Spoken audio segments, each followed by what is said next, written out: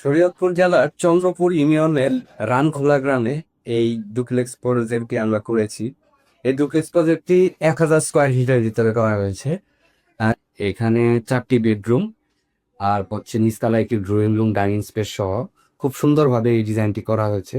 বাড়িটির পাশে রয়েছে একটি নদী। এই নদী থেকে কেন্দ্র করে ত্রিমাত্রিক ভিউ আমরা এখানে চেষ্টা করেছি দেওয়ার জন্য।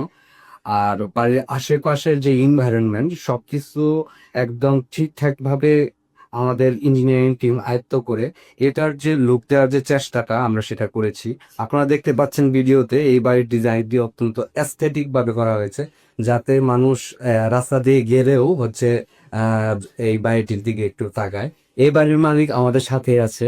আমি ওনাকে কিছু বলতে বলবো, যদি একটু। আসসালামু আলাইকুম, আমি তুষার হোসাইন। আমি সৃজন ডেভেলপার্স লিমিটেডের ম্যানেজিং ডিরেক্টর হিসেবে আছি।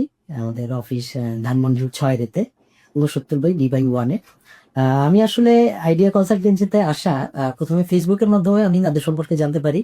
এরপর যখন তাদের অফিসে এসে কথা বলি, বিশেষ করে এই প্রতিষ্ঠানের চেয়ারম্যান নাফিল ভাইয়ের সাথে যখন কথা বলি, সর্বোপরি তার সাথে কথা বলে মনে হয়েছে যে তাদের যে বোর্ড টিমটা আছে, আর্কিটেকচারাল, স্ট্রাকচারাল, প্লাম্বিং, ইলেকট্রনিক সহ এক্সটার্নাল এবং ইন্টারনাল ডিজাইন যারা করে থাকে, ফুল টিমের সাথে আমি ইন্ডিভিজুয়াল কথা বলে যেটা মনে হলো যে তরুণ তুর্কিদের নিয়ে গড়ে ওঠা এই নতুন প্রতিষ্ঠানটি আসলে মানে খুবই আন্তরিক। তারা প্রত্যেকজন তার জায়গা থেকে আন্তরিকতার সাথে পরামর্শ দিয়ে থাকে এবং তাদের সাথে কথা বলে আসলে আমি অনেকটা মুগ্ধ হয়েছি।